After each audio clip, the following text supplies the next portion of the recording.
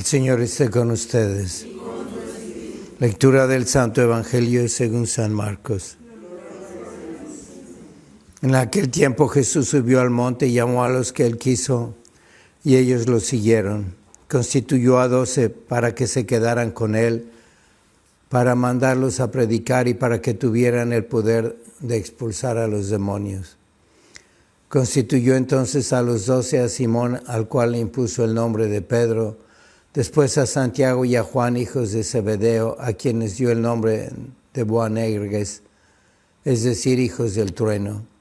Andrés, Felipe, Bartolomé, Mateo, Tomás, Santiago el de Alfeo, Tadeo, Simón el cananeo y a Judas Iscariote, que después lo traicionó. Palabra del Señor.